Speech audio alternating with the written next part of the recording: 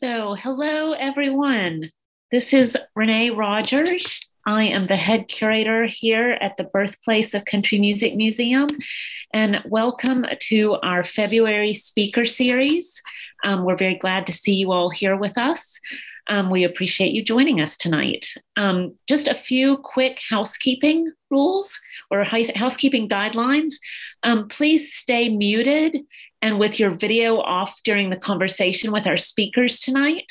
That way that we won't have any disruption from their talk, and also it'll mean that the camera focuses on them when they are speaking. If you have any questions for the speakers that you would like to share, please put them in the chat. Scotty right now is putting some information about both of our speakers into the chat and ways that you can support the museum. But if you have any questions, please type them into the chat and we will get to the Q&A at the end of the discussion and we will share your questions with them. And finally, just a reminder that at the end of, in the next couple of days, we will send you a link with a survey. It usually takes just 2 or 3 minutes, and it's a chance to just let us know what you enjoyed about the program, any other ideas you have for other programs, or any suggestions you might have. And it's really important for us to hear your feedback because it helps us improve each time.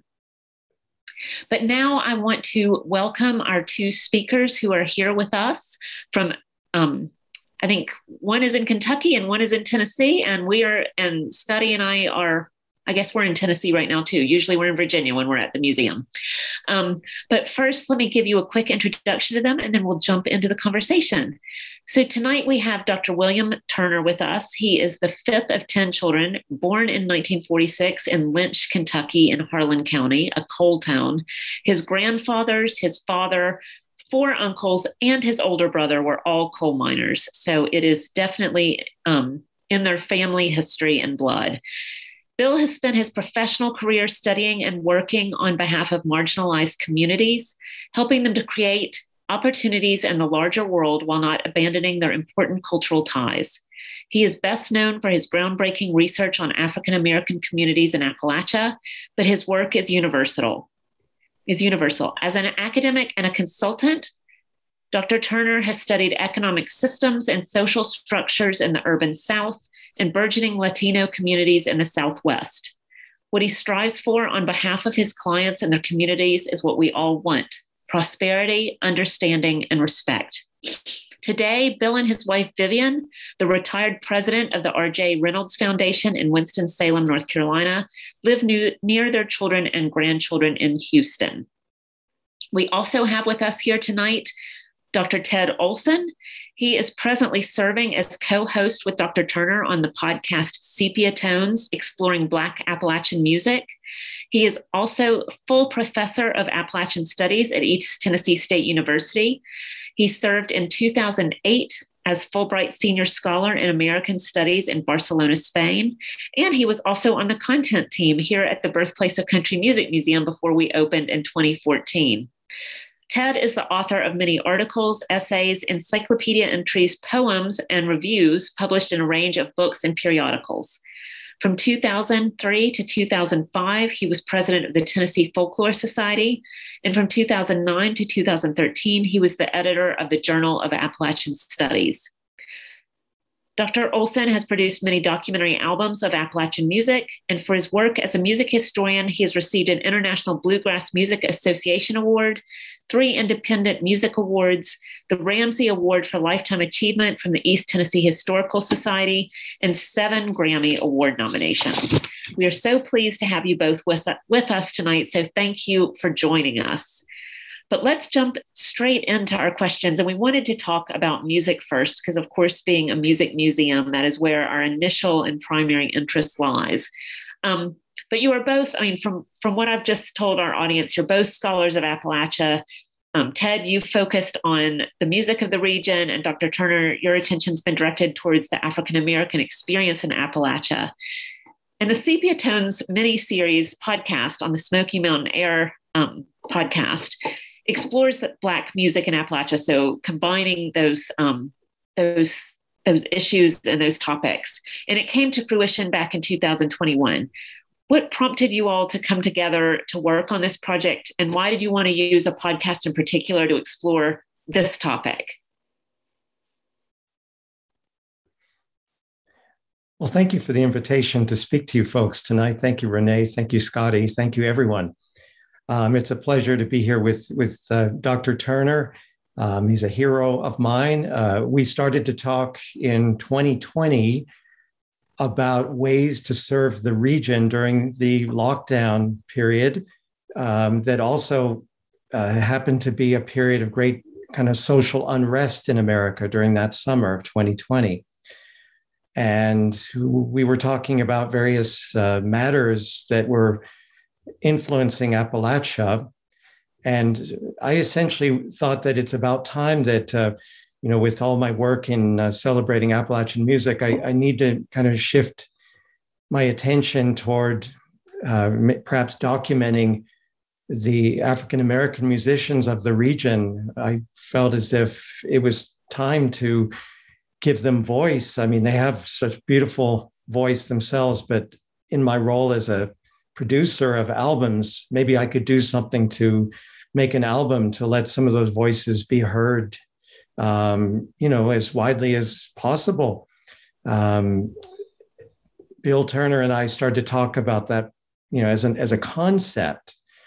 But because we were all kind of locked down and in our own separate quarters because of the coronavirus, it didn't end up being a very good time to talk about the camaraderie necessary to make an album, which would involve studios and collaborations, musically speaking and otherwise. And so then we kind of went to a plan B, Bill and I did, and it occurred to us that maybe we could celebrate the stories of the Black musicians of Appalachia by allowing those stories to be told.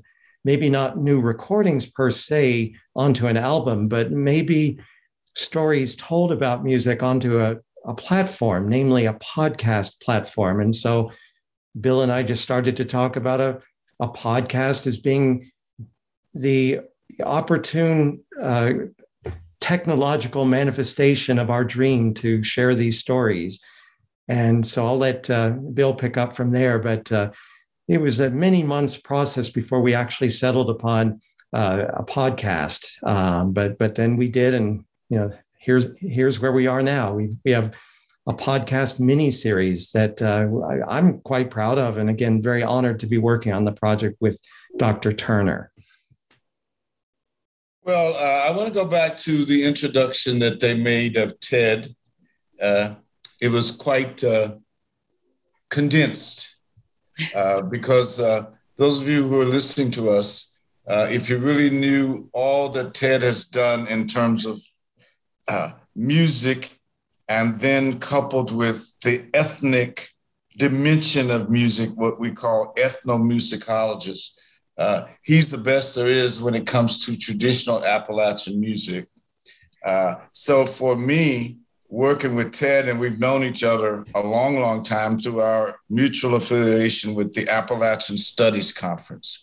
So getting together on this was just great because 35 years ago, I helped on a book called Blacks in Appalachia, and we thought we really covered the waterfront with that book, an anthology that was really well received. But one of the most glaring deficiencies of the book was there was not one iota of attention focused on Black music in Appalachia. And you can't do anything comprehensive about any people and leave out music, that being one of the most fundamental elements of any culture, almost as important as food. In fact, to some people in the mountains of the South, music is more important than their food. It is their food.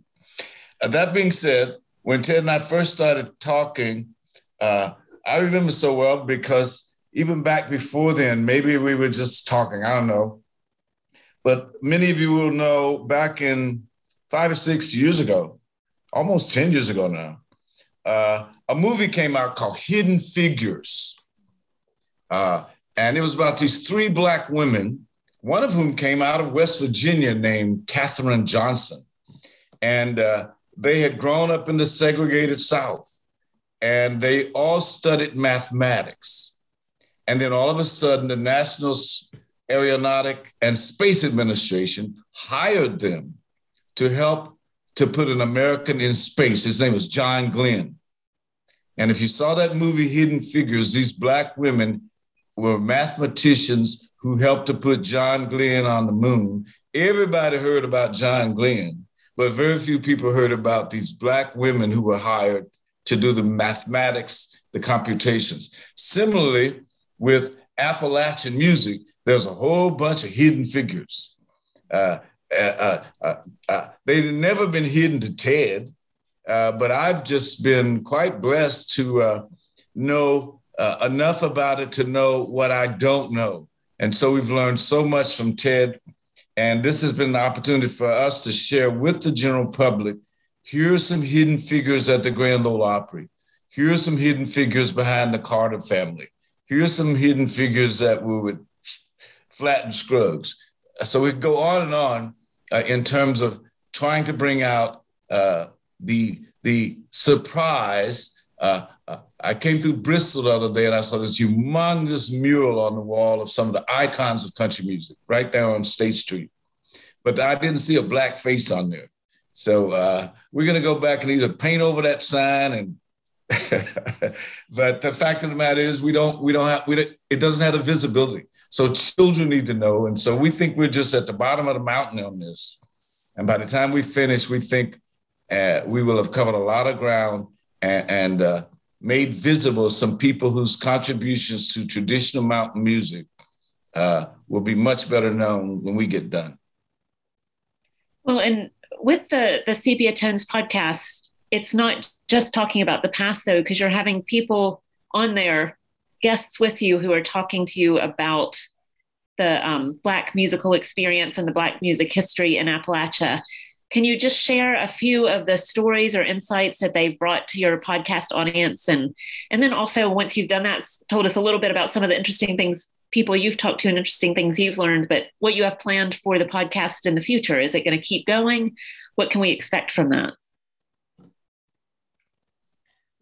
Well, first off, I think we overdue thanks to the Great Smoky Mountains Association for sponsoring the podcast, a non-for-profit organization there in Gatlinburg, Tennessee. So I just wanted to acknowledge that they realized that our thoughts were good ones, and they had a platform upon which we could build Sepia Tones. And so there was a collaboration with that organization. And I mentioned that. I have one sparkling memory of our very first episode of Sepia Tones. Bill brought in a couple friends of his, and actually they were mutual friends of both of ours. And one gentleman named Sparky Rucker, who is a truly amazing national treasure, who has been active in performing music for 50 years now, Bill, perhaps? At least, Sparky? yeah. At least, yeah.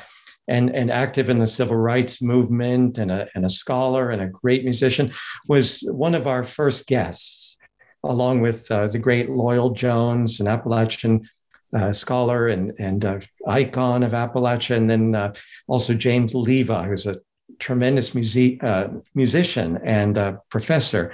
So those were our initial guests for our very first podcast episode. And as we envision each episode of Sepia Tones, we envision them being like a dinner table conversation where we're sitting around the virtual dinner table, talking with one another about things that we dearly love, music and culture and people we know in common. And Sparky, who knows everybody, and has been, performing for years and years, and hasn't gotten the attention he deserves. And I'm happy one outcome of Sepia Tones is spreading the word about Sparky and what a treasure he is to our region and our nation. Sparky started to talk toward the end of our first episode, and he had prepared a statement that he wanted to read and wanted people to hear. It was a list of some of the musicians who had inspired him as he was growing up in Knoxville. And it was a list that included legendary names, Leslie Riddle and and Brownie McGee and some others that I think are reasonably widely known, albeit perhaps deserve more attention nationally. But he also recited the names of very obscure artists who were tremendously talented, but maybe weren't recorded in their day. And so they've kind of slipped away from public memory. And there Sparky was kind of reminding by means of the podcast, and you all can hear Sparky talking about this if you access Sepia Tones and listen to the first episode. You'll hear the list of people, and Sparky speaks with such reverence and connection to these people. It was also interesting to me as a scholar because I had a few years earlier worked on a box set called the Knoxville Sessions, which were recording sessions that were conducted in downtown Knoxville in 1929 and 1930. We put all those recordings out on the Bear Family Records label in a box set that came out 5 years ago or so. And those sessions are important because nearly a fifth of the recordings that were made in Knoxville by the Vocalion Brunswick labels, in Knoxville back then, about a fifth of them were made of Black Appalachian musicians in the 20s. And that's very important because those artists, perhaps have been overlooked over the years, and we were able to give those artists more attention by releasing their recordings finally curated with a book and whatnot in that set that came out. Well, lo and behold, Sparky knew some of those musicians. And so here he was talking about living presences in his life who were legendary to me as historical figures. And it kind of brought the circle back together. We being in Bristol, will the circle be unbroken? Well, of course. And we're trying to connect the present with the past through sepia tones. And we're doing so with the help of our friends who are at that virtual dinner table, which is sepia tones. That's extraordinary to think that he knew some of those, like you said, Ted, people that you were thinking of as historical figures, but were actually personal encounters in his life, personal connections. That's hard to even imagine, really, when you think back to the Knoxville sessions. How about you, Dr. Turner? What sort of stood out to you as one of the great stories or the great even pieces of music that came out of the Sepia Tones podcast? Something might have happened technologically. Okay. You can hear me now, right? Yes. Okay. I've known Sparky for, let's see, since I was, let's just say I was 18. And I was 18 roughly 58 years ago. So I met Sparky when he was going to Austin East High School there in Knoxville. And he was involved with SNCC as the Student Nonviolent Coordinating Committee. Sparky was almost like a group called Sweet Honey in the Rock. I know everybody is familiar with Bernice Reagan and Sweet Honey in the Rock. And Sparky did that kind of music. They were from a more Delta blues tradition, folk singers. And Sparky was, Piedmont and Appalachian. And so I've known him for a very long time. And I was also just overwhelmed that first session we did because the other person who was there was Lowell Jones, who is now 95 years old. And Lowell was essentially the one of the reasons I got involved in Black Appalachian studies and in Appalachian studies generally was Lowell encouraged me going all the way back to the late 70s to tell this story, get to know more about Blacks in Appalachia. So, and recently Lowell wrote the foreword to a book I recently published. And so he was on that first broadcast with Sparky and us. And so it's just always fascinating to listen to Lowell because for about 45 years, he also coordinated traditional, is it called a traditional music festival, Ted, Berea College? I think so. And so he's overseen this collection of musicians and music in a digital audio file of traditional music at Berea College on a dissertation. You can't do any better than that. And so to listen to Laurel, I try to talk to Laurel every week for the last 30 years, I'd say. And so to be able to listen to him tell his stories from an assisted living center where he lives in Black Mountain, North Carolina. So that was fascinating for me. And I've seen him since we started the podcast on a visit I made back in September to Asheville and to Colorway. So some of the other people we've had on, including Don Fleming from the Carolina Chocolate Drops, where he and Ted are just, are we fans of the music of these folk? They're also friends. And it's just a joy to do this show and sit back and listen to them tell these stories. And that's the best part about it. Yeah. And I mean, there's certainly assumptions that are made about who makes up the population of Appalachia and where those people have originated.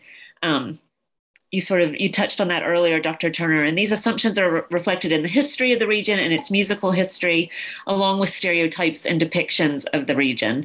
So for each of you, how do you hope that the work that you're each doing in the study of Appalachia is sort of dispelling those assumptions and opening up a broader and more authentic view of Appalachian culture and history? Most definitely. You said earlier, I live in Houston, but as happens every February, I get pulled out like Punxsutawney Ted or Fred or whatever his name is, that groundhog up there in Pennsylvania, they pull out of that hole and say, is it gonna get winter some more? So February is when I come out of the hole and I get to visit. So I've been away from home for 10 days. I'll go back home this Friday and I'll come back out next Sunday and I'll be on the road for the rest of February because I get to go to a lot of colleges in West Virginia. I was in East Tennessee yesterday at King University in Bristol. I visited Emory and Henry up near Abingdon, Virginia. And I talked about Blacks in Appalachia in University of Virginia at Wise.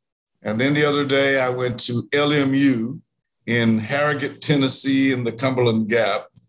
And so I probably said some things about Blacks in Appalachia to not less than 2,000 students. They were streaming on these campuses and there was 200 people in each of these venues, socially distanced in these rooms that held 700 people and we'd have a couple hundred. So it was very nice. And I can tell that when you're talking to an 18-year-old who grew up in Corbin, Kentucky, or he grew up in Castlewood, Virginia, or he grew up in any part of the mountains of the South, they seem absolutely flabbergasted to know that I grew up in a town where the number of Black people was a critical mass, and that I never felt like some little tiny minority because I grew up in a town that had lots of Black people. And it was only when I went to the University of Kentucky when I was 20, and I called my mama from the dormitory and said, Mom, there are no Black people in this town. It's nothing like home. I'd grown up in Harlan County. And over the mountain in Jenkins, there are lots of Black people. Over the mountain the other direction in Bristol and Kingsport and Johnson City, there was like 6 Black high schools over in that way in Southwest Virginia. My grandmother was born in 1857 in Lee County, Virginia, near Pennington Gap. I tell people my grandmother, my daddy's mom, was born 120 years ago in Wise County, Virginia, in Coburn. Mm-hmm. And so they say to me, we didn't know there were any Black people up there. And I would say, I'd never seen this many white people before. You see, so I had a culture shock when I came out of a mountain town that was very isolated, But these coal companies going all the way back to 1900, particularly United States Steel, which was then the largest company in the world. It was the equivalent of Amazon. And they were building the South out of Pittsburgh, Pennsylvania, the headquarters of U.S. Steel, that also had major coal works in none other than Birmingham, Alabama.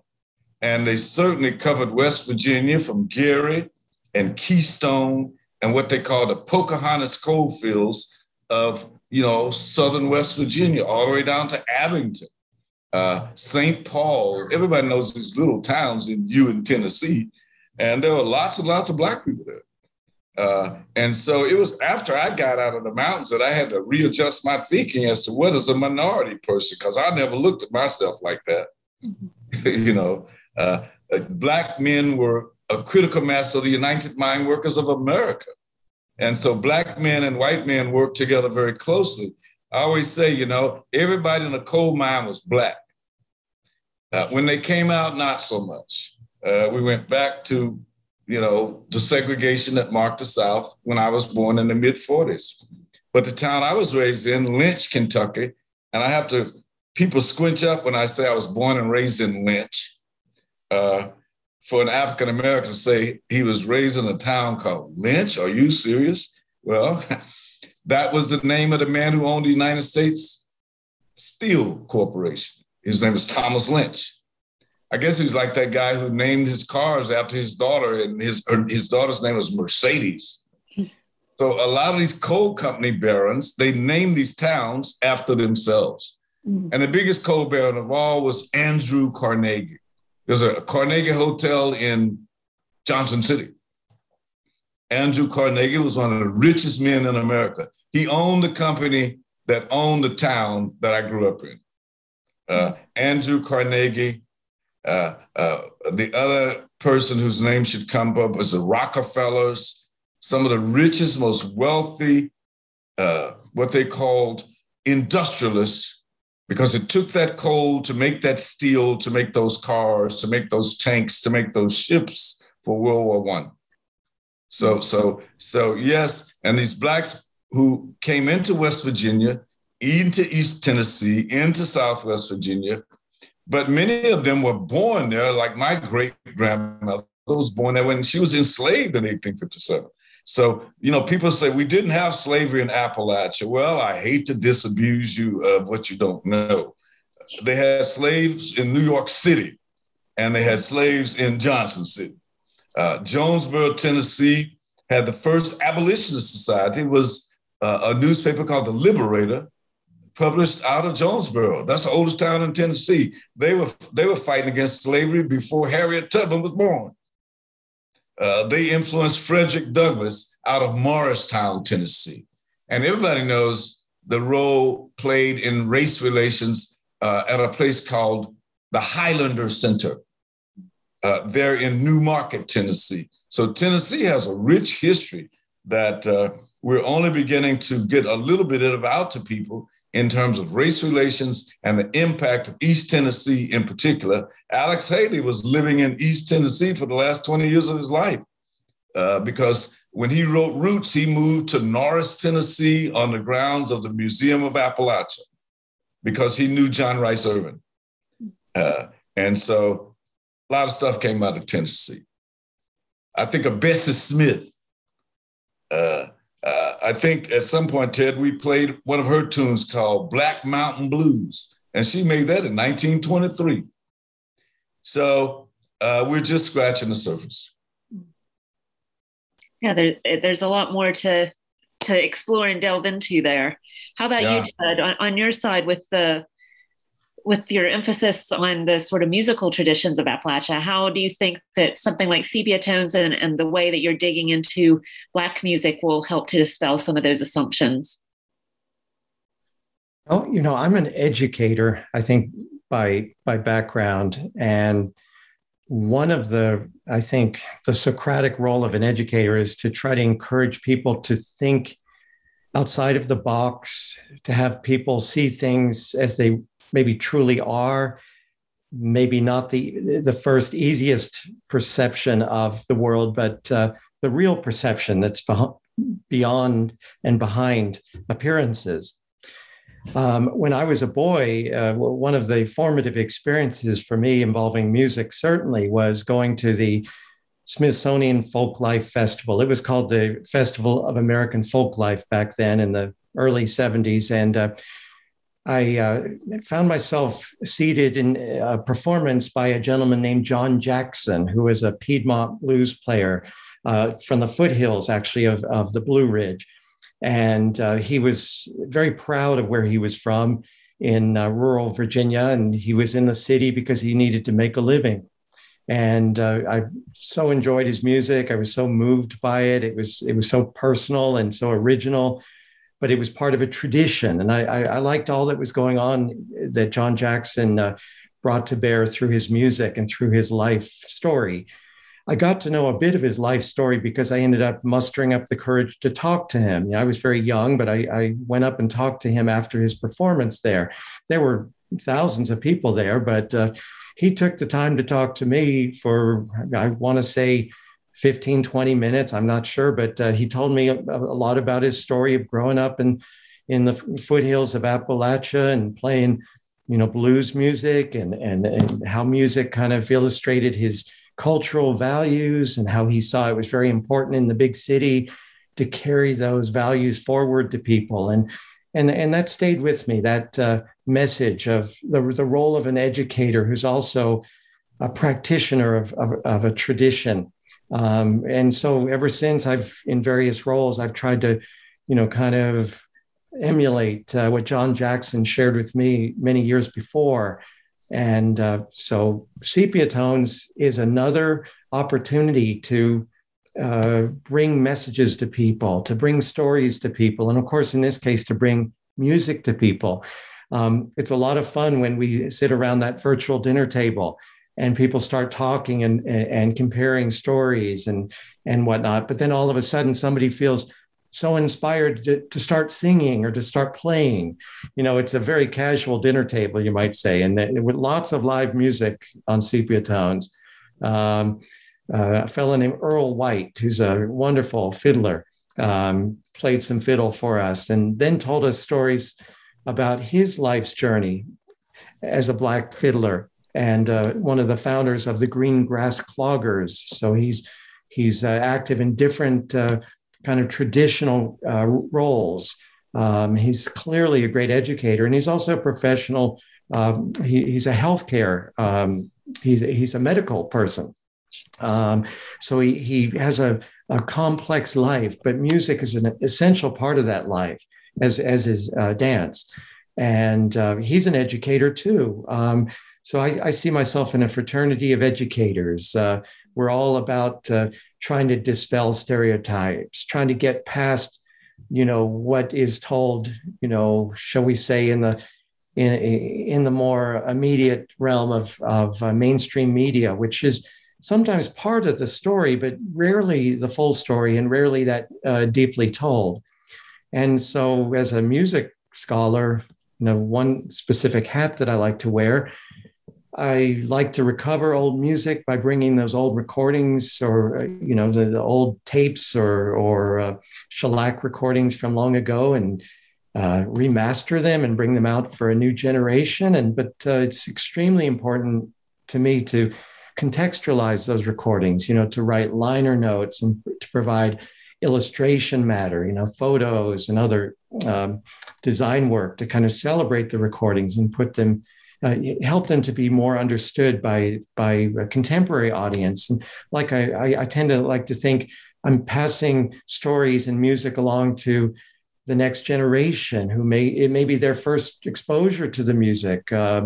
And the values in that music are so rich and meaningful that I like to keep those stories and those values alive. And music is a tremendous way of communicating these very humane, human values that we need to keep with us. And I believe that possibly Scotty has one tune ready to share with you from the Knoxville sessions from 1930. And Scotty, if you have that ready, I think folks would probably enjoy hearing that. And this band, a tremendous influential Appalachian black string band called the Tennessee Chocolate Drops with Howard Armstrong and Roland Armstrong from East Tennessee, and then Carl Martin from Southwest Virginia, a trio performing Knox County Stomp.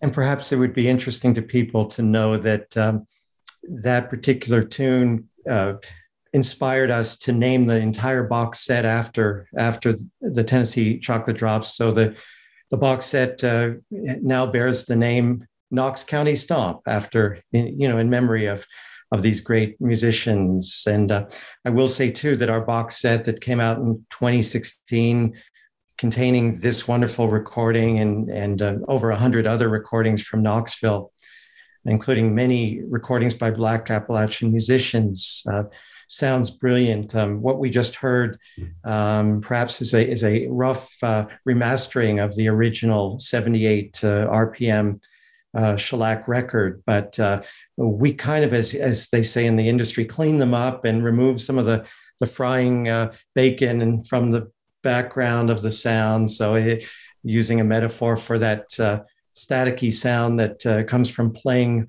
old shellac records in the modern day, we kind of clean that up and remove that. So if people hear our particular version from our box set of that tune, it sounds like it was recorded yesterday. That's apropos because when we celebrated the box set and the release of it in 2016, our special guest of honor, our special performer was Dom Flemons, who, of course, he was one of our guests on Sepia Tones, whose episode is yet to be released, actually. But Dom was so inspired by the Tennessee Chocolate Drops, as folks can probably already see where I'm going with this. He named his own band the Carolina Chocolate Drops in tribute to this very band. Also, Dom covered this very tune for his great album Black Cowboys 2 years later. So Dom in his musical career is paying tribute to these masterful musicians from the 30s, among the many other musicians who have inspired him. So just some thoughts about the Tennessee Chocolate Drops and Knox County Stomp, a true touchstone recording from early Appalachia, and one that's been overlooked for a long time, but is no longer overlooked. It's now, I think, duly celebrated by many, many people. It's very gratifying to play a small role in that, honestly. That's what we need to do as educators, is kind of make the world a place that is more familiar and more special. Well, thank you, Ted. And, I was about to jump into a question for Dr. Turner, but I'm going to skip ahead to the question I had for you because it touches on the idea of black string bands. And I wanted to follow on with that since we just listened to the Tennessee Chocolate Drops. And that's something that some of our listeners are probably well aware of, but some of our audience might not know. I'm sorry, what was that? Was that for me? No, sorry. This is still for Ted. I'm jumping ahead for a minute just because it segues from his question pretty well, or his answer pretty well. Some of our audience will know this, others might not, is that the way that the music industry was treating a black string band versus a white string band at the time was very different in the marketing terms. There was this segregation of genre with like the idea of race records, which was being applied to the black musicians, and the hillbilly records that were being applied to the white musicians. And you certainly saw that happening in 1927 at the Bristol Sessions, and I assume a very similar segregation of genre was happening with those Knoxville sessions, despite the fact that you're talking about a black string band. So, and like you said, you mentioned the Carolina Chocolate Drops too, who are sort of part of their purpose was to revive that history of black string bands and sort of share that history with people through their music. How do you think that work, Ted, that you've been doing, just sort of that fuller explanation or exploration of these diverse influences, do you think it's going to help people? How do you think it's going to help people to understand the history of the region a little bit better, to understand that there were these diverse influences on the musical traditions going on here in Appalachia? That it wasn't just the Celtic, the English, Irish, Scottish origins and ancestors that people often think of when they think of Appalachia? Well, really, unfortunately, in the 1920s, the record industry created a kind of a bifurcated sense of audience, and they pitched particular records at one audience. The hillbilly records, they kind of pitched towards the perception that white audiences would be interested in those records and would buy them, and then black record buyers would buy the so-called race records. But that was all in the minds of the record executives of that era.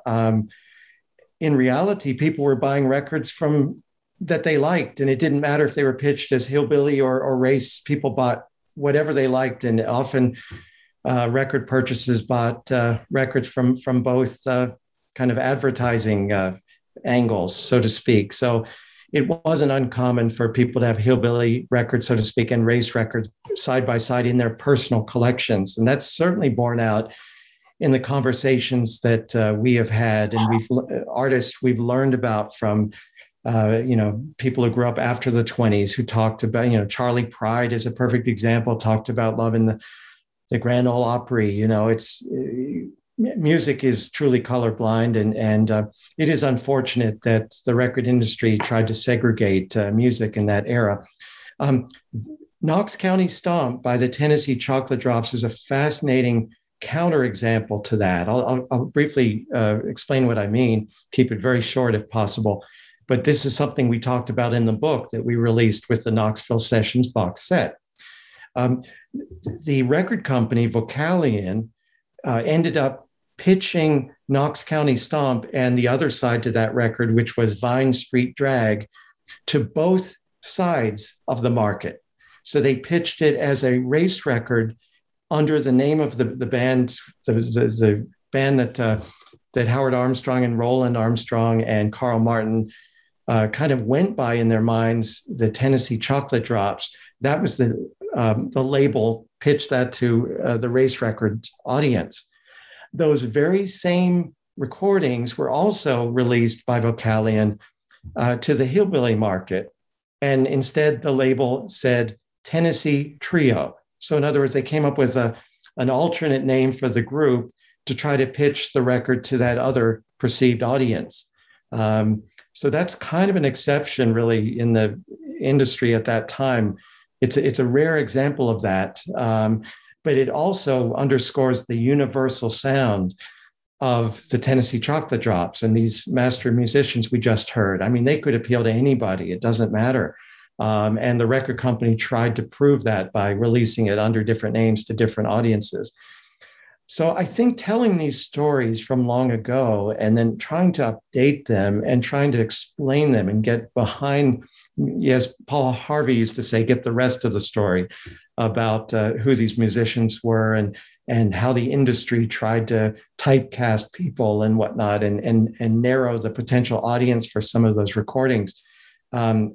Telling those stories, I think, is very instructive for us today. We can see how arbitrary it all was and how artificial it was to kind of, to segregate culture like that. And because as any musician knows, and anyone who's studied history, people shared music and culture, regularly. It didn't matter, how their official labels, that people have a way of recognizing what is meaningful and sharing that one to the other. And so just, probably better stop at that. But that's an interesting anecdote from the Knoxville sessions, which is a very instructive about why the Knoxville sessions were so unique from that era, and also what we can learn from them, from those stories and from those records. Ted, when you mentioned Charley Pride, my favorite story, I've said it 100 times, is when Charley Pride first appeared in Nashville.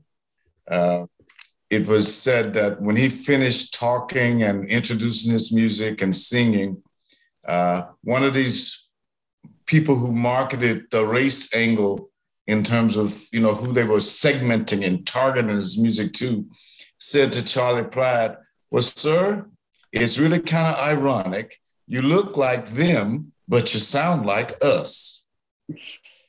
That was the greeting to Charley Pride. And speaking of us as Appalachians and music, the parallels, it is little known, I think, in the current generation, just how one of Appalachia's most famous sons, who grew up in Tupelo, Mississippi, which is an Appalachian county, according to the Appalachian Regional Commission, that federal agency.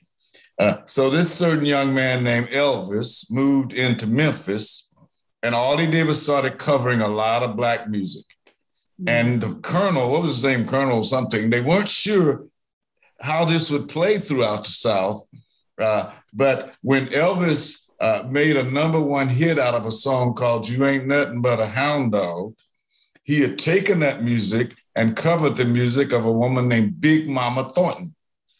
And subsequently, within 4 months, he took her a brand new pink Cadillac and just handed her the keys, because Elvis knew it wouldn't be no Elvis, there wouldn't be no blue suede shoes if it weren't for this music that came out of the Black tradition in the South. So that cultural mixing we've done is probably one of the best things that happened in this country that had an effect on race relations, and that is when we enjoy, quote, each other's music. Everybody knows, for example, that the people who buy hip-hop music the most are not Black kids. It's white kids who buy Jay-Z and Snoop Dogg. Yes. So we've even seen it move into the Country Music Association. I can't call the names off, but I think in the last couple of years, when they do the Country Music Association Awards, we've seen a tripling in the number of Black artists. I think there were 5 nominees just last year. And I'm sure there are many good old people and good old boys who might kind of say, what's going on here? They're singing our music. There's no such thing. There's no such thing. And if that were the case, just the very most iconic instrument in country music, which is a banjo, there's a whole body of literature on African-American enslaved who had bought this instrument called a crow, Kroe, and they bought it from West Africa, specifically from Senegal. And Ted, you've been in performances with these Senegalese performers.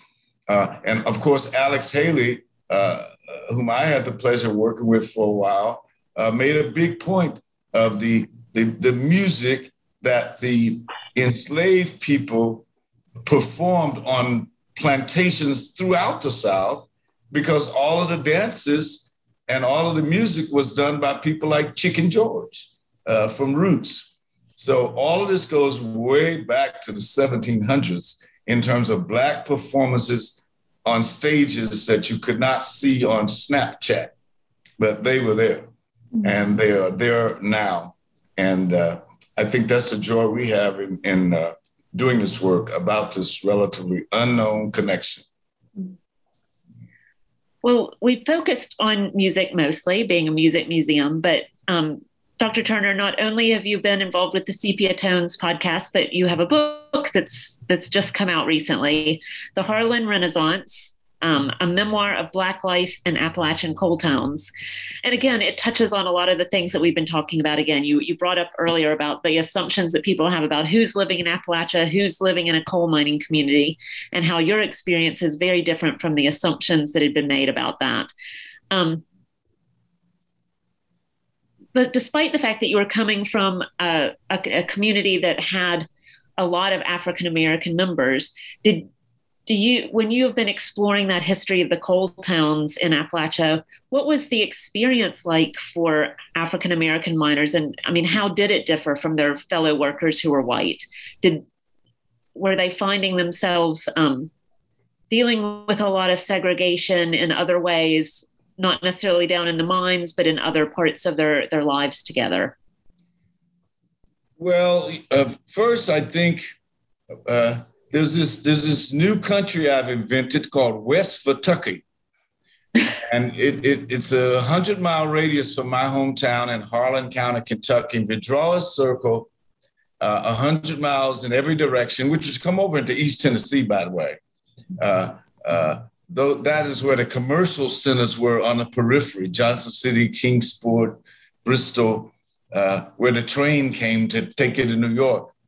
But I think about Southwest Virginia coal towns like Stoneacre, Norton, Big Stone Gap, Coburn, Pennington Gap. And then if you go into Southern West Virginia, you hit Bluefield and Beckley and Gary and Welch. And of course, the town with the highest concentration of Blacks in coal towns was called Keystone in McDowell County, West Virginia.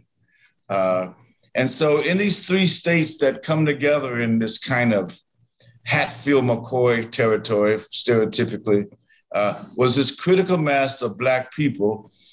But we don't want to leave the impression that the rigid segregation, the Ku Klux Klan, groups that were terroristic, they thrived. Lynchings took place in the mountains of the South as much as they did in the molehills of Mississippi.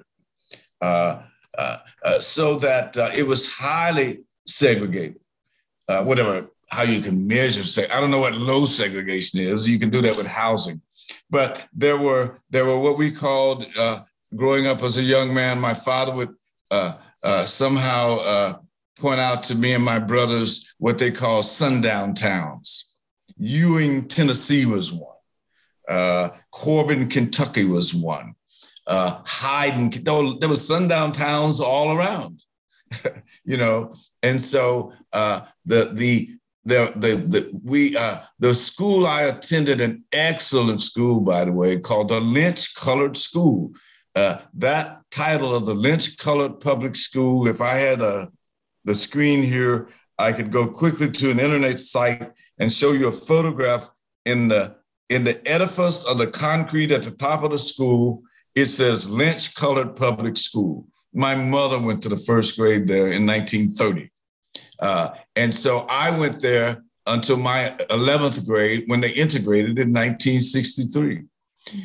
They had the same situation at Slater School in East Tennessee, at Douglas High School I think Douglas is in Kingsport, it used to be, I believe. And then there was Langston in Johnson City. There was Austin East in Knoxville, So the same kind of rigid apartheid that we associated with South Africa. Fact of the matter is, South Africa learned this from the United States. So coming out of the mine, as I said earlier, everybody was Black inside the mine, but when they walked out of the mine, the white miners went to the white side of the bathhouse, and the Black miners went to the left side of the bathhouse, a big facility. So yes, but that segregation, in a sense, was part of the agency and the independence and the self-determination of Black people, because we had our own community, as it were. Our school was the center of it. And one of the things that I write about in my book is how when they integrated the schools of the South, they should have called that when we closed the Black schools in the South, because they didn't really integrate the schools that we ended up going to, because before 5 years was out after these schools got integrated, there were no longer any people like me teaching in the schools, because these small town school boards in West Virginia, in Southwest Virginia, in East Tennessee, and East Kentucky, when you got two schools and you integrate them, and you have one music teacher in the Black school that teaches you the Negro National Anthem, and then you have a music teacher in the white school who might teach you Dixie, right? So when they integrated that school, which music teacher do you think they kept? Which basketball coach do you think they kept? Which principal do you think they kept?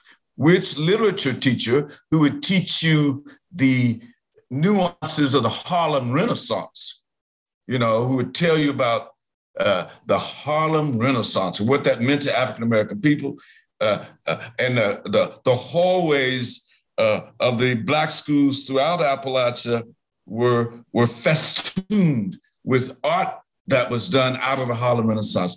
Pictures of Mary McLeod Bethune, pictures of Marian Anderson, these superior hidden figures. They were on the walls of our schools.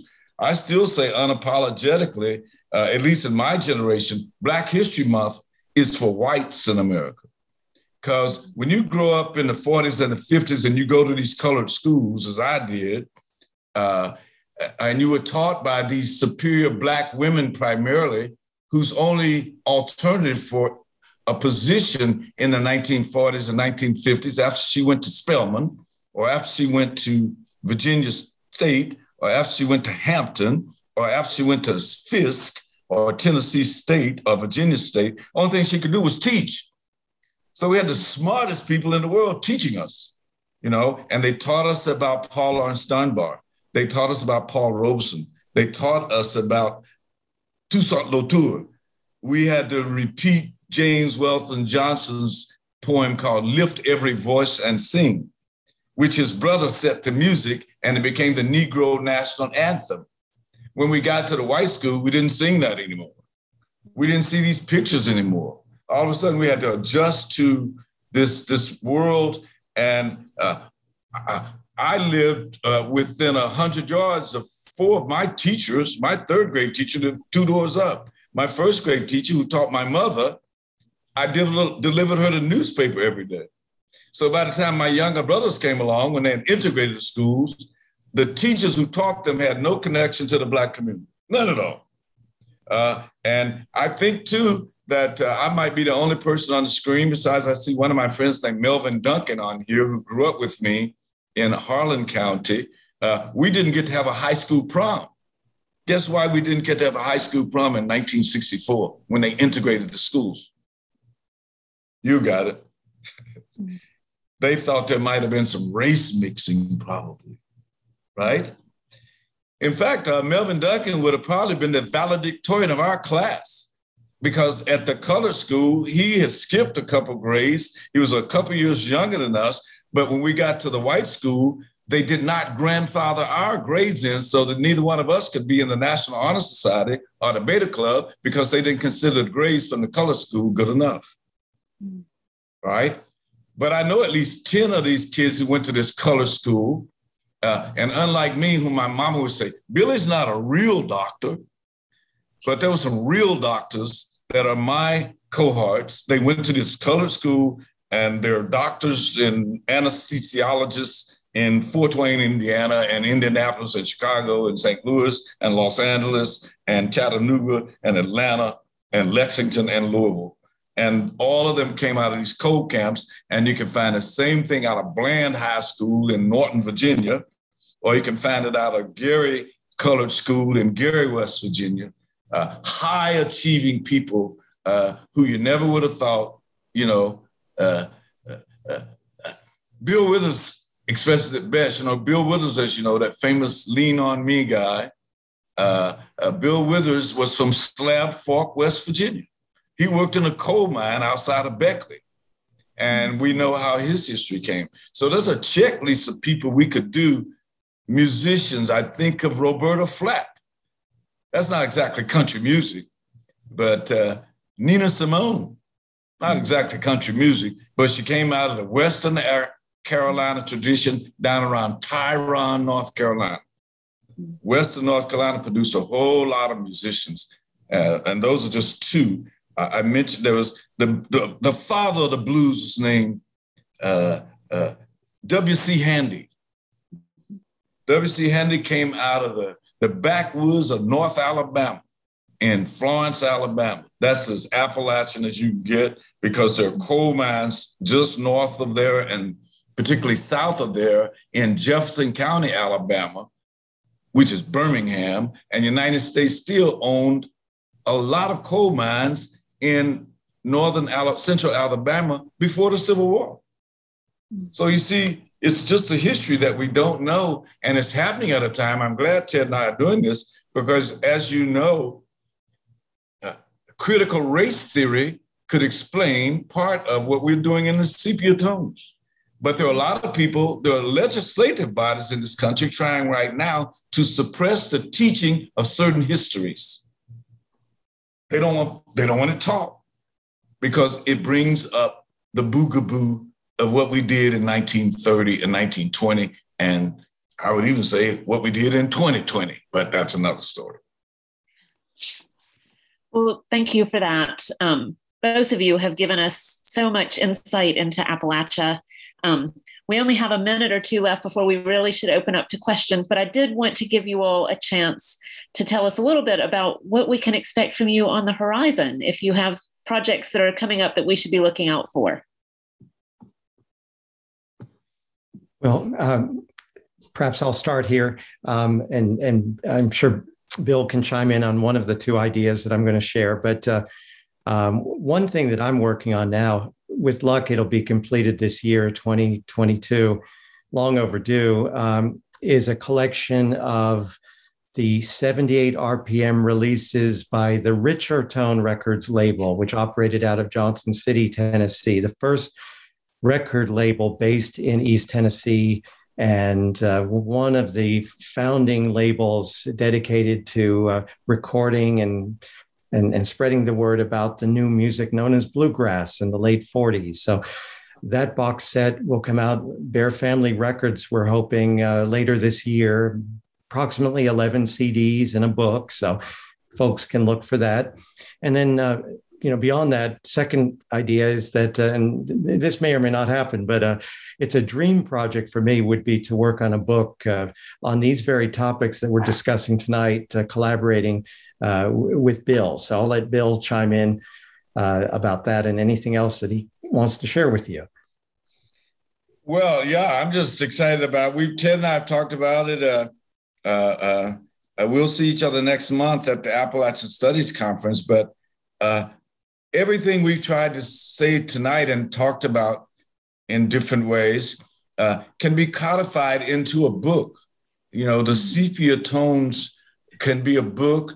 And just as we looked at and listened to that YouTube video, we're collecting and collating and condensing and just kind of putting together the biographies of the people, for example, whom we've done 3 now, Ted, is it, with sepia tones? We have 4 more to go.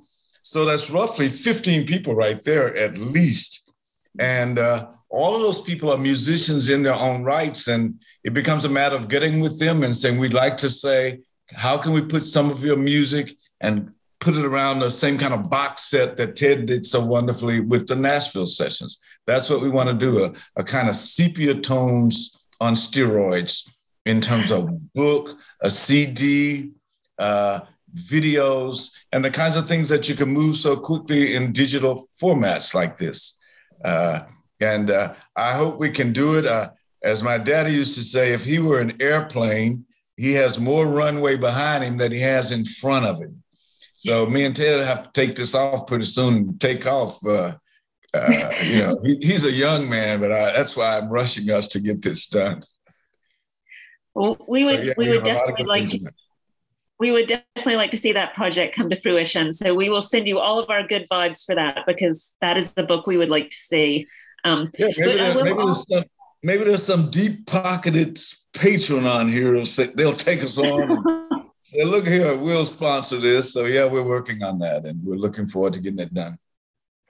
That sounds great. And for those, I did mention Dr. Turner's book, The Harlan Renaissance, A Memoir of Black Life in Appalachian Coal Towns. That's just come out in the last couple of months. Am I right about that? Yeah. Yes. And so we want, I think Scotty has put in the chat a way that you can get a signed copy of that book, and we will send the link to that in our email with the survey so that people can follow up on that too. But I could have easily talked to you all for much longer. I'm sorry that we're going to have to stop now, but we do want to give people in the audience a chance to ask a few questions. So I am going to hand it over to Scotty to see if we've got some questions for you. Well, so far we only have one, but I have another one by text, Scotty, so I can do that one afterwards. Okay. But if anyone out there has any questions, please pop them in the chat and I will be glad to ask. So we have one from Erica, and she asks about the chocolate drops being released under the different name for 2 different audiences. Was that a somewhat common occurrence? I think you said that was pretty rare for the time. But how successful was the Hillbilly release audience, that release? How successful did it do? And do you think it helped bridge the divide of race records and Hillbilly records by proving to the business people who wanted to segregate the genres that it really was the same music that appealed to all? Well, I guess to understand that would have been released in the summer of 1930, which was well into the Depression. The record industry was tanking as we speak in the 30s, and honestly, the sales of Knox County Stomp, it was a negligible sales in terms of quantity. The Knoxville sessions are extremely rare today. We had to go all the way to Australia to find one of the records, one of the 78s, and there was only one copy of one particular recording extant on Earth when we were putting the box set together. That's how rare those records were. I wish I could say that the experiment that Vocalion did with Knox County Stomp made the record industry, see the light about its ways. But, honestly, the sales were so negligible that I imagine in the low hundreds, possibly in terms of the hillbilly version, the Tennessee Trio version of Knox County Stomp. So I suspect that it didn't illustrate at the time any way out of the malaise into which the record industry had fallen as a result of the Depression, forcing the kind of the radical change in the record industry. A lot of the shall we say, the regional music that was recorded in the 20s into early 1930, when the Knoxville sessions took place, started to disappear immediately because it was cost prohibitive to record and there wasn't a market for it. So the 30s era country music tended to be, well, of course, Jimmie Rodgers died in 1933. Western music took off and brother duo music took off, but those were sounds that were more, shall we say, more mainstream and homogeneous. They weren't necessarily focused on local, regional styles or something. So it's a very good question that you asked, but this was a rarity within the 1920s, early 30s period for this to happen. And although it was kind of an experiment and a gamble in a sense, there were low stakes in that record sales were known to be, very poor at that point in the 30s. And I don't think it taught anybody anything about the error of their past ways. And so I guess that's the answer to that, is it's a rare exception rather than the rule. And unfortunately, it didn't really change matters. The music remained segregated officially into the 30s. So it didn't really change the way people viewed it on into the 50s. And Bill talked about Elvis and it continued to be kind of a bifurcated audience world into the 50s. Well, and you can correct me if I'm wrong here, but even the term cover song is from that sort of segregation of, putting a different representation on the cover of music to sell it, in that sense. And, in all honesty, one has to point out that there were certain artists who did cross over. I mean, the Ink Spots, trying to think of some of those people, Louis Armstrong, there were people who did kind of reach people in both camps, but you'd have to say it wasn't the record industry that made that possible. It was their own, their sound, their talent that people responded to from all walks of life. So, I tend to, even though I, study the record industry, I don't think that one should give them too much credit in terms of insight as far as how to, document and market American culture. I mean, I have some personal heroes among those early recordists. Around Bristol, it's Ralph Peer, and around Johnson City, it's Frank Walker. These are the great early recording scouts and producers for Victor and for Columbia. But they overlooked some of these obvious injustices that the industry perpetuated, and they didn't necessarily correct them themselves. The sheer talent of certain artists allowed for people to, embrace certain people regardless of who they were or their, the perception of who they should be singing to. I mean, people embraced their music because they loved it. I'm thinking also Nat King Cole, and there are others we could mention that did lead to the eventual kind of coming together of musical sounds and styles in the 50s and 60s, as people like Chuck Berry and Fats Domino, and into the 60s. In country music, Charlie Pride started to really force the issue that music needed to be heard by people, regardless of who the performer was. And in fact, the performer was to be celebrated, not to be typecast. All right. We've got several more questions that have come up now. So I'm going to skip over one and then come back to it for you, Ted. But I've got one or a couple for you directly, Dr. Turner. So what happened to the Black teachers when the Black schools were closed or desegregated? Now that they no longer have those jobs, what did they do? And that's from Barbara Bell. Okay. I'd like to start by saying it may be more important in the present times to try to find out what happened to the learning environment, so that we're at a point now where in many schools, throughout the South, you have very few Black teachers, so that even the white students are not having any Black presence, teaching them any courses. So that was almost the greatest generation of Black teachers who were literally sacrificed at the altar of integration, because many of the school boards were your quintessential, typical, the profile of the school board. I don't have to tell you what they typically looked like in 1955. There were very few women on them, for example, so that they were populated, these school boards, by white males who made all of the decisions. So what happened to these people? Well, many of them, at least in our case in Eastern Kentucky, they did like the case of the Black people who left as miners when the mechanization of mining was in inverse proportion to the number of people you needed to be coal miners, right? So coal companies use their research and development money, their profit margins, to invest in machinery so that they would need fewer people.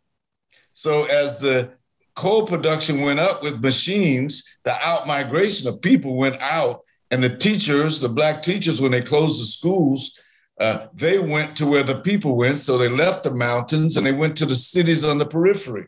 I know a few who moved out of Harlan County and went and taught their days or 15 years they had left out when they were 45, and they moved to Johnson City. They moved to Kingsport. They moved to Indianapolis. They moved to Cleveland. They got on the Hillbilly Highway, just like the white folks, and they went to Cleveland, and they went to Detroit, and such places like that, those other promised lands.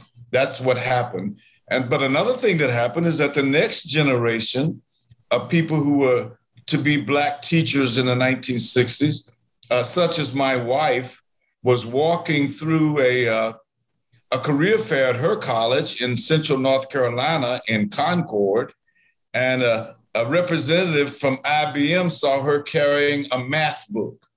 And he said, "Lord, what do you major in?" And she said, "I'm a math major, but I'm going to be a math teacher." And he said, "What about if we offered you a job at this company we have that's on the cutting edge of new technology called International Business Machines, IBM?" My wife started working for IBM in 1968, and a lot of Black women, just like my wife, who might have been teachers, they never looked back. She ended up being the president of a foundation with a tobacco company. But for the core of her career, for 15 to 20 years, she was a systems engineer for IBM. So just as white women saw another world open up where they weren't restricted to being nurses and teachers and those traditional fields, so that many women who might be school teachers now choose to be other professions because they're lawyers, they're doctors, they're dentists, they're accountants, they're Supreme Court justices, if they could get confirmed. Had to throw that in game. So yeah, that's what happened to those teachers in the mountains of the South, and they have not been replaced. Last time I looked, there was not a Black teacher in all of Harlan County schools, not a one. I think when those kids leave Hazard and move to Louisville, or when they leave Pennington Gap and they leave someplace in Claiborne County, Tennessee, near Cherokee Lake, and they move into Knoxville, there's a big old diverse world out there that they know nothing about because they've always been in a very homogenous space. The canopy has a whole lot of people on it in the city that they've never know anything about. They've never been taught by anybody like that. And they come, God knows I've had so many students that I have had to stop them to say, "How dare you assume that I don't know what I'm talking about? And you're questioning me because you've probably been taught that there ain't very much a Black person can teach you." I've seen it in the kids' faces. And they have to overcome that because Can you imagine showing up? How often I've been in classrooms and students are sophomores, juniors in college, and they say to me, I never had a Black teacher in my life. And it means that I somehow have to prove to them that I'm just as professional, with my subject as your white teacher might be. And it takes a while for them to get to a place where they can respect you. And so just kind of multiply that throughout the mountains of the South. Many kids coming out having no familiarity with anybody but people who look just like them. They couldn't live very well in the city where I live. Houston, Texas is the most diverse city in the world, and Houston also has one of the most dynamic economies in the world. So if you want to move to a city like that, as I tell my grandchildren, if you're going to grow up in Houston, you got to learn how to speak Spanish. If you grew up in Texas, and so I'm saying when kids come out of Bristol and they'll go to the University of Tennessee, they're going to find a very diverse community, and it's going to take them 6 months to figure out where they are. So if we could, in these local communities, stress diversity, inclusion, and equity, it'll be to our long-range advantage. And we're a long way from being advantaged by the way the communities are set up. But through programs like this, where we can get 30 or 40 people who don't know each other just to talk about that subject, there's a lot of things that COVID has forced us to do, which is good we had it, because otherwise some of us would have never known some of the things that we know. And we're learning a new way of learning through Zoomcaster or whatever this is called, the new media. Yeah, that's a great perspective. It's a lot to think about. Can I just jump in for a second, Scotty? Because it reminded me a lot of some of the conversations we had back when we had the For All the World to See exhibit here. I keep thinking of those as well. Back in 2018, because we did to go along with this exhibit about the civil rights, about visual culture and the civil rights, we did a sort of supplementary display about the two Black high schools here in Bristol. So we had Slater School on the Tennessee side and Douglas School on the Virginia side. And they former students and teachers who had worked at both of those schools shared images and stories and objects from their time in those segregated schools. But one of the things I think that really struck me, Dr. Turner, from what a lot of them said who had been students there, is that if they were still students when integration happened, as a few of them had been seniors right before it happened, but a few of them actually went through the integration process, is that not only were the teachers were losing their jobs because they weren't being taken into the white schools as teachers, these integrated schools, but the students themselves, the Black students, were losing that nurturing environment that they had for those years, where they had these teachers who were encouraging them to learn and to see beyond their circumstance at the time. And that was a really poignant part of that exhibit, was hearing those stories. Well, you remember many, many years ago in 1963, Martin Luther King wrote a letter to what was essentially to the Southern white clergymen. And it was called Letter from a Birmingham Jail. Okay, that's a fairly familiar one. Now, when you look at what people saw happen to these schools, one of the things that happened too when they integrated schools, not only did the school boards disadvantage the Black kids by not bringing at least a critical mass of Black teachers along, thousands and thousands of white churchmen and church ladies, they decided, before I'll send my kids to that integrated school, we're going to start a school here at Jimbo Baptist Church. All right? The South is filled with independent private schools that were started in churches as an antidote to not being in an integrated setting. And so we know the history. I mean, they sprang up like kudzu all over the South. these private academies. They were Christian academies, and they remained largely white because they had high tuitions relative to poor Black people and poor white people who couldn't pay to go to them. So the church itself has some responsibility for what happened in the last 50 years in terms of how schooling got conducted. And these academies sprang up everywhere so that the city school, the county school, the tax-supported school was faced with another school where kids could afford and their parents could pay $4,000 a year for them to go to high school. And so we're kind of standing on the shore with all of this garbage at our feet nowadays called educational achievement gaps. And you know, it's just like if a ship throws its garbage off out in the ocean, the waves are eventually going to bring it to the shore.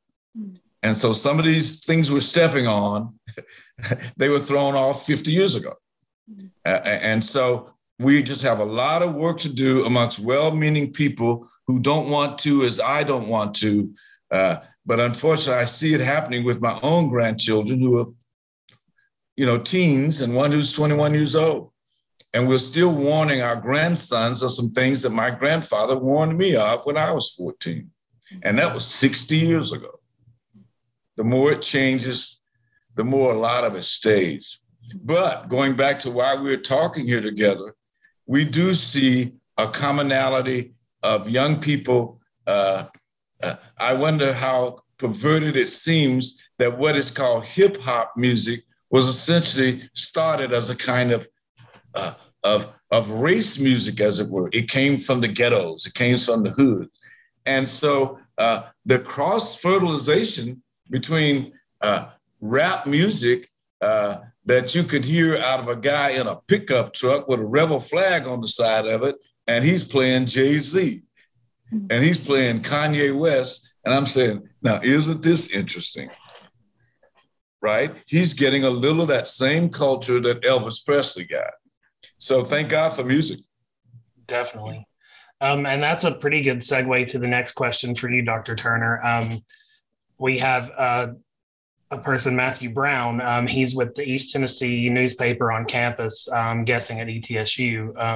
And he says his father and grandfather both grew up in Harlan County. His grandfather's name was Norman Brown from Loyal. And he asks, what advice would you give a young audience interested in studying more on the lesser history of our area? Study more of what on the history?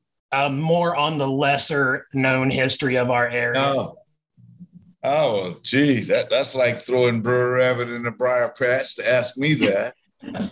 Because I would immediately suggest to young people that the best place to find the history and the stories are with the old people in their families, grandmas particularly.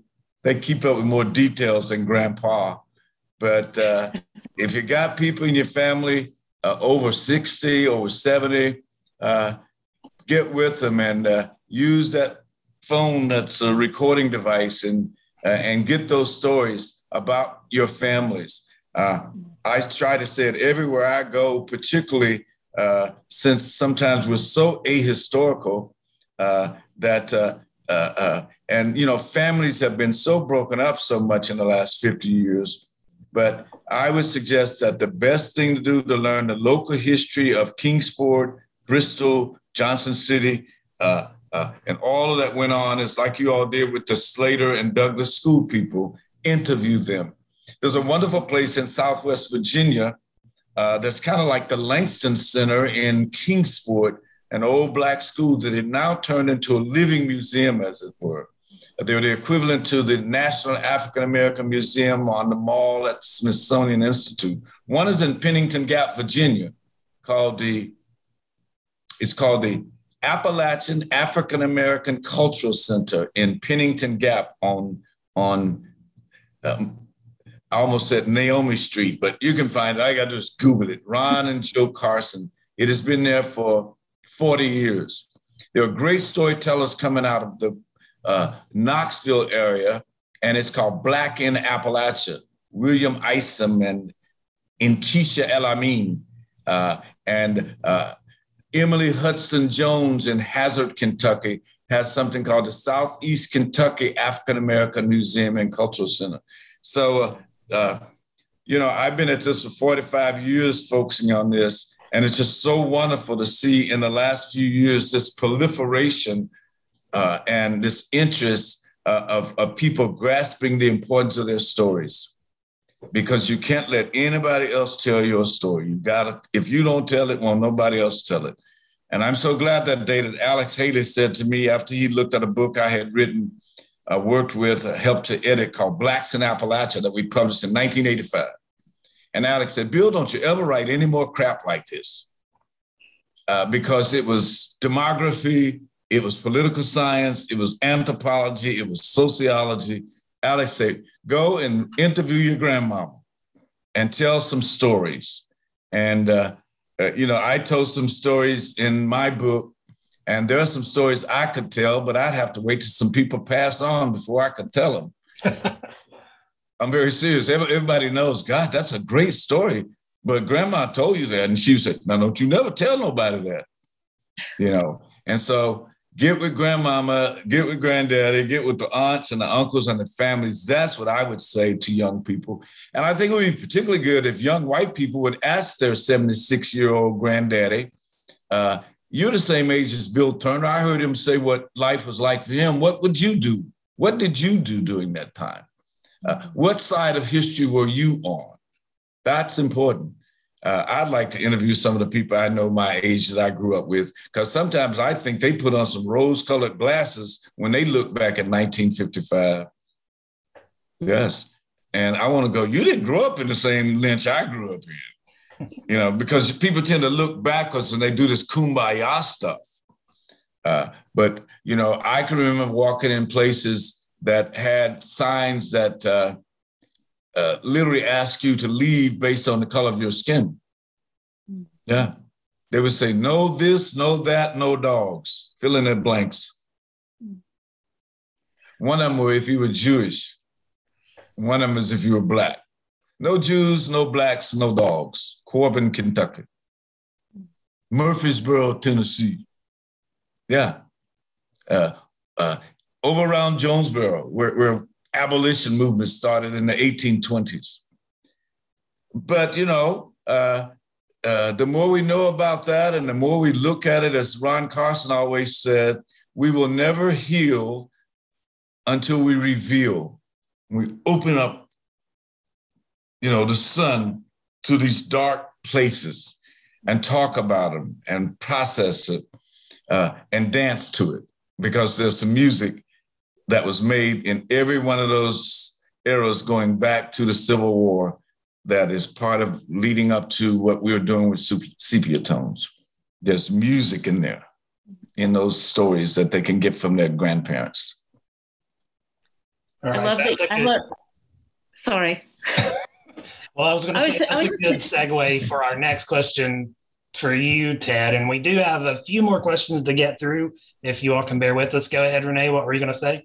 I was just going to say that if people are in, I second what you were saying, Dr. Turner, about Black in Appalachia. They're doing some really great work. And if people are interested, we did do a speaker series with them last year in March, which is recorded and on our website if you want to go look at that to just get an introduction to who they are, and then definitely go and learn more about them. So that was our March speaker series last year. Well, and we had William on our radio show last month as well. Oh yeah, I forgot about that. Yeah. And we're planning to work with the Pennington Gap Museum. We just haven't been able to coordinate yet, but we know they're doing really good things too. Yeah, I was at the Appalachia Center in Pennington Gap today. They're waiting on you. Yeah. They're doing some great stuff over there. Good. I'll reach out tomorrow then. If they're waiting on us, I'm ready. But so this is kind of a two-parter, Ted, and it's about the Knoxville sessions. It's from one of our previous speakers from last year, Lydia Hammersley. Hi, Lydia. And she says she's excited to hear about the Knoxville sessions recording. A technical question for you. You mentioned the bacon frying sound and the shellac recordings being a result of playing them, and she just assumed they sounded cleaner to start with, and playing them deteriorated the sound. Is that true? Or was that sound like that even when they were new? And hold on, to add to that, she asked, so how did the Knoxville sessions come together? Was there a Ralph Peer figure, who was involved with that? And how were the musicians gathered and recruited? And she's interested that the Black musicians turned out for the sessions and wondered how that happened. Okay, several questions that are kind of interconnected. Yeah. Certainly the shellac recordings, when first purchased, sounded a lot cleaner.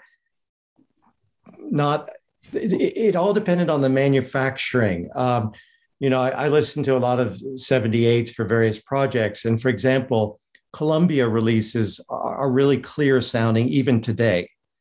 Victor, a little bit behind Columbia, but not by much. So that's the creme de la creme of the recording industry of that era in terms of kind of industry standard. The label which recorded in Knoxville was the Brunswick Vocalion label. I mean, it was the Brunswick company which made pool tables, but they also had a record company as well. Their quality was far lower than Columbia or Victor, which is why the recordings that we worked with from the Knoxville sessions were much inferior sounding to the records, for example, that we worked on when we put out the Johnson City Sessions box set, which we were working with Columbia releases, which were so excellent. It really sounded almost pristine at times, even 90 years later. So Vocalion and Brunswick releases were not great to begin with. There were other companies, small companies in the 20s that were even worse by reputation than Vocalion and Brunswick. So just it's a comparative thing depending upon how much research and development and basic financial input a company put into producing its recordings. And I guess this begs the huge question that maybe needs to be stated is that we don't today have any masters for any of these recordings. We can only listen to them if we listen to what remains of the 78, platters, the shellac releases that we have access to. That's all we have of those 20s and 30s era recordings. The original wax masters were, melted down and recycled and whatnot. A lot of them during the war effort of the 40s. So just keep in mind that we're completely dependent upon modern technology, unlayering the sounds and removing the accretion of background noise that has kind of been built into the overuse of records overuse. It sounds like a judgment, but let's just put it this way. Every time that needle is put against that record, it deteriorates. And that's what produces the reference point I made earlier of the bacon frying. It's completely artificial. It's, people romanticize that sound with 20s era records, but it's completely artificial. It's, in my mind, I don't like it. I like to get closer to the original recording experience. And that's why I embrace what my company that I work with on so many projects, Bear Family Records, does, utilizing the state-of-the-art modern technology. They can unlayer the sounds from the accretion of artificial noise and get back closer to the original sound. And then they can kind of repackage the sound. It's a science and an art, and it's beautifully done at Bear Family Records. I think, as anyone who's heard the Bear Family releases can hopefully vouch for, we certainly were able to bring those Vocalion and Brunswick records back from, just a noisy backdrop, so that they really do sound like they were recorded yesterday in most cases, albeit they were very rare records to begin with. So that's part of that. And Scotty, remind me of the other parts of that question, because just how the Knoxville sessions kind of came together. Was there one figure who organized that? And and a little part about how being surprised that the Black artist turned out and what made that happen. Sure. Yeah, not to go too deeply into the story, as they say, but there was probably a lot of you remember the Sturkey department stores throughout the South. Sturkey was run by a Mr. Sturkey who wanted to push and sell record consoles, which were an article of furniture that were sold in department stores and furniture stores. So records tended to be sold and distributed in furniture stores, or in the case of Sturkey, in his showroom for furniture in the larger department store situation throughout the South. And there was a Sturkey store, a huge one in Knoxville, in downtown Knoxville. And so that was the impetus for bringing the Brunswick label to Knoxville. Sturkey just basically invited them to make records there. He worked with a local promoter to set up a series of sessions at a hotel in downtown Knoxville called the St. James Hotel, which is no longer there. Presently today, it's where the TVA headquarters are located. So people maybe know where that building is. It's a skyscraper. That's where the Knoxville sessions were recorded. Anyone who was aware of local music in 29 and 30 wanted to make records. Some of them missed, obviously, the Bristol sessions and the Johnson City sessions, which had happened earlier and up the road. And so, the idea of a location recording session that had potential commercial kickback for the performer was of great appeal to a lot of different musicians. I mean, people need to remember these were not documentary sessions where people made a record and the record was never played again. No, these are recordings that were intended to be released commercially. And the artists were generally paid up front, although with Bristol, it had a different arrangement, which was in a lot of ways ahead of its time and more lucrative to the artist, assuming it was an artist that Ralph Peer and Victor wanted to work with again, namely the Carter family and Jimmy Rogers and Blind Alfred Reed also, and one other artist. But in Knoxville, you would say that there really weren't artists recorded there who went on to great fame afterwards. It's much more of even though it's a commercial recording session, it's much more of a local music scene that was documented there. I mean, we talked about the Tennessee Chocolate Drops. Well, the fiddler for that ensemble and the guitarist for the ensemble played bass on one of the tracks, Carl Martin and Howard Armstrong. They became legendary in some circles, but you wouldn't call them commercially breakthrough artists or anything. They were more esoteric, multifaceted, talented artists who maybe weren't mainstream artists later on. So the Knoxville sessions were, however, created for a commercial intent, and the Ralph Peer equivalent in Knoxville was named Richard Voynow. Richard Voynow represented the Brunswick label and Vocalion subsidiary label. He was based in Chicago, and he was in the Wolverines jazz band in Chicago. He was a white jazz player who emulated the Black artists of his day, like Louis Armstrong and King Oliver and many others. And so Richard Voynow is the perfect person to make African-American musicians in Knoxville feel comfortable in the studio, because he was from the jazz world. And so he was seeking perhaps, a Black sound in his recordings. And that's why he went out of his way to encourage Knoxville-based Black artists to make records for him there. Richard Voynow never had any delusions of grandeur. He never felt like he would make it big like Ralph Peer had in Bristol, or to a lesser degree, Frank Walker made some waves in Johnson City.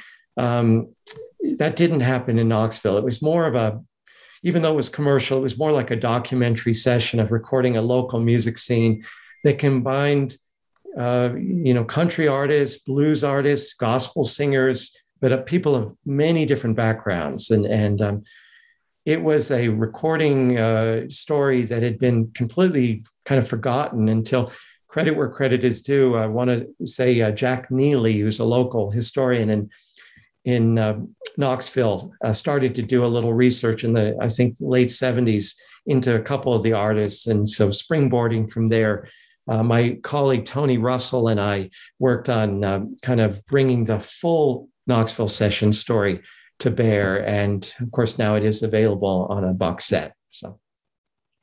All right, thank you. So we have two more questions.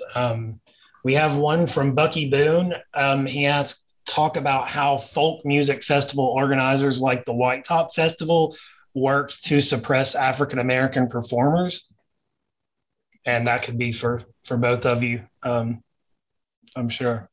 Yeah, can I say something very quick and then turn it over to Bill? Sure. I'm gonna refer anyone interested in following up on that story, specifically in regards to White Top Festival in Southwest Virginia, to a BBC story that was done 2 years ago, or a little under 2 years ago. I know about it because the BBC interviewer, a researcher who was doing the radio story for BBC Radio, came to Bristol, and I met with him, and we talked about the historical figure of John Powell. John Powell was the coordinator of the White Top Festival, and he was, notoriously racist in his attitudes. And this has been documented by many scholars, including the great Appalachian Studies scholar, David Wisnett. So I refer people to David Wisnett's writings in the book, All That Is Native and Fine, about John Powell and his kind of racist ideology as manifested in the White Top Festival. Now, the White Top Festival was an amazing festival. So, they did a lot of great things with Appalachian music. But the truth was, of course, that one of the principal coordinators had this reputation. So people can read David Wisnett's book, or they can Google "A Racist Music" is the title of the BBC radio program. And I think you can get it on the BBC website. And, again, that was done about 2 years ago. So it's relatively recent.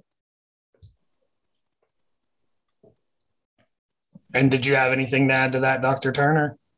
No, all I can add is this. If you go back to my opening remarks after Ted was introduced, and you remember what I said, Ted knows more about this kind of music than anybody in the world. I think I would say that again, because I hope you've noticed when Ted and I have been working together, I had done a book on Blacks in Appalachia many years ago, and we had nothing in it about music. So it is so fortunate for me is not only does Ted know the mountains and its general culture, I think I know a lot about Black Appalachians in the mountains of the South, but every time I'm with Ted and on this show particularly, and when we have emails, Ted can go into the most detailed elements of what we're talking about than anybody I know in the world. So when Ted talks, I listen, and I'm just so fortunate because just as he was telling you then, those details, I have to say that like the vast majority of people I'll say I know, I won't say Black people because I just can't make those kind of blanket statements, but the vast majority of the Black people I know less about Black Appalachian music than I do, because we too became socialized and, if you will, victimized by the way music was chopped up by race. For example, when I was growing up in Harlan County, Kentucky, all you could hear on the local radio station called WCPM, and the CPM stood for country music in that WCPM. And the music we got from outside of our hometown came on at night on something some of you should nod your head and remember, a show called Randy's Record Mart. And it came on WLAC, Nashville, Tennessee. And it was a 50,000 watt clear channel station that went all over the South.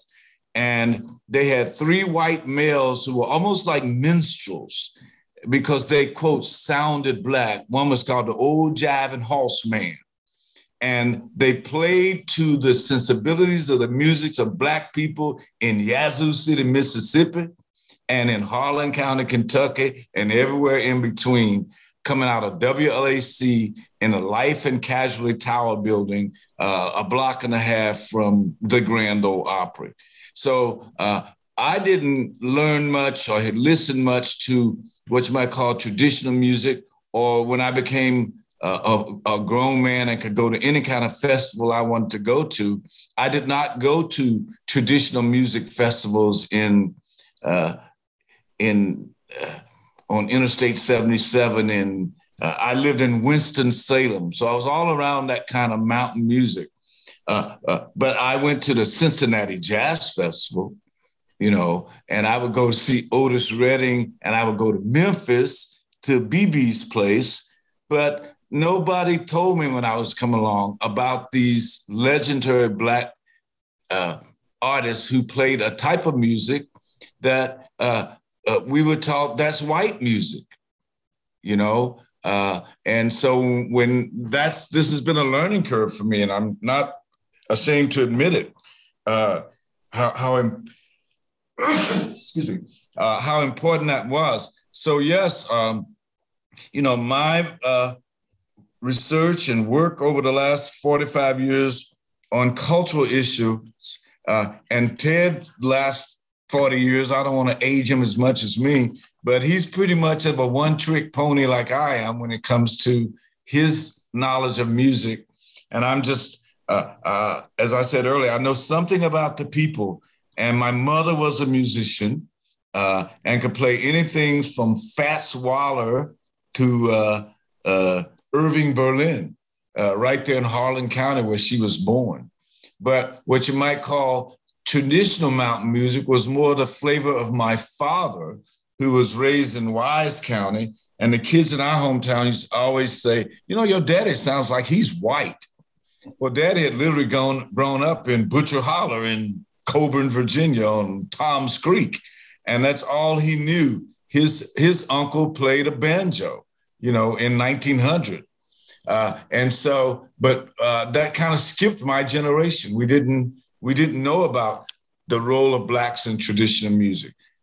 We were oriented to what you might call Beale Street with Sam Cooke and Otis Redding and the Alabama Blind Boys on the music side singing "We Come Up the Rough Side of the Mountain." Ted, you remember we did that with the people who helped us on Blacks' roles in lining out the shape note singing that Black people were involved in, just as, the Primitive Baptist white church. So it's a fascinating and nuanced and very complex and complicated field of study. And I'm glad that Ted's the guide, the GPS, and I think we complement each other a lot, because I'm very quick to say, I have no idea what you're talking about, but give me until tomorrow and I'll know more about it. And we do that all the time. Right, Ted? Right.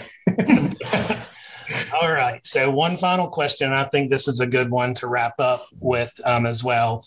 It's from one of our board members, Larry Kirksey, and he says that the museum in Pennington Gap is on Leona Street, and it's delightful.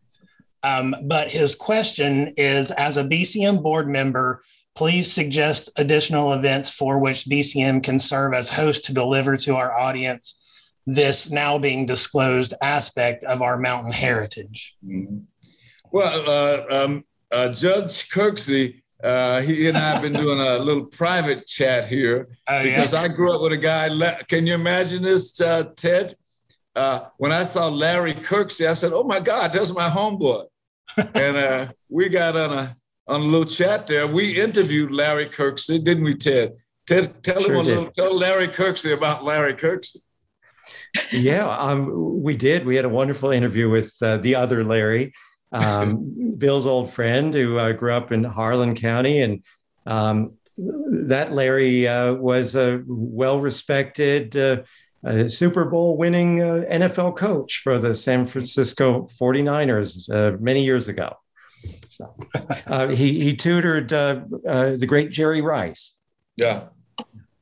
Yeah. So glad to meet you, Judge. And when you ask about things you might do along these lines in the future, I know this guy named Ted Olson. He's only a hop, skip, and a jump away from the museum there. And We'll be glad to help any kind of way we can. And thank y'all so much for this opportunity to spread this word that we're trying to get out.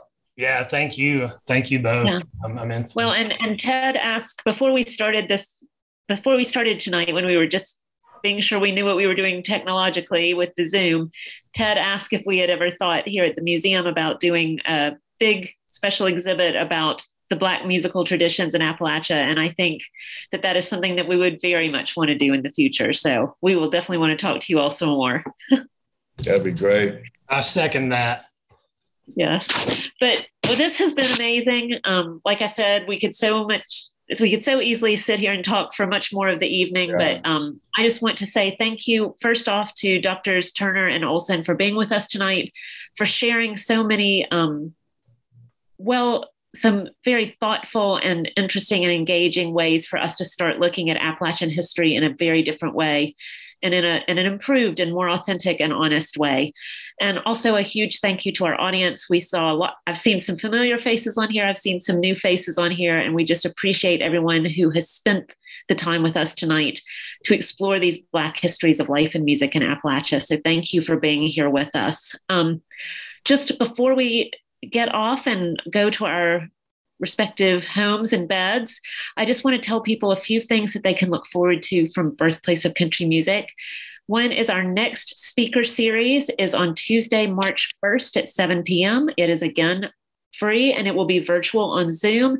We have a guest speaker all the way from California, Scott Paulson, who will be exploring the weird and wonderful world of the kazoo and its place in traditional country music, along with a few other interesting instruments with us. He is a librarian at the University of California in San Diego, who over the past few years has put on several kazoo exhibits for National Kazoo Day at the library there, and has also commissioned an all kazoo original song that perhaps we'll get to hear that evening. So that should be really interesting. We have February's Farm and Fun Time show this week on Thursday, February 10th at 7 p.m.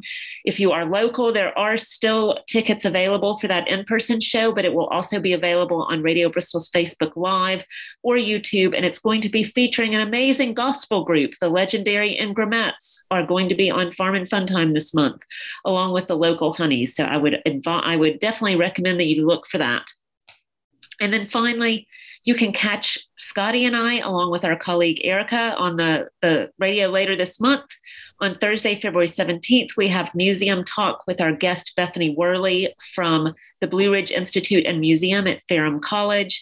And then on Thursday, February 24th, we have Radio Bristol Book Club with children's author Catherine Patterson and her book, Come Sing Jimmy Joe, followed by a chat with the author. Plus, if you go to our social media, you can find a way to put yourself in for a drawing for a signed copy of her book. Both of those shows air on Thursdays at 12 noon. And then our new special exhibit will be opening on February 26th. It's about hillbillies, it's about Mountain Dew, and it's about moonshine. And it's called It'll Tickle Your Innards, A Hillbilly History of Mountain Dew. And it's coming to us from the East Tennessee Historical Society in Knoxville. So those are some things to look forward to. If you want to get more of this show, or if you want to share it with your friends, we have recorded it and it will be put up on our website in the next month. Next week, not in the next month. In the next week, the link to tonight's show will be up on our website, and you can see other shows there. But again, thank you all. I do want to tell Drs. Turner and Olson that we have had a lot of people saying how much they've enjoyed tonight and how great they thought the program was. So thank you to them, and thank you to you all again. Thank you. Thank you so much. This has been great. So glad everyone's enjoyed it. Thank you. And look out for that survey. We'd love to get your feedback.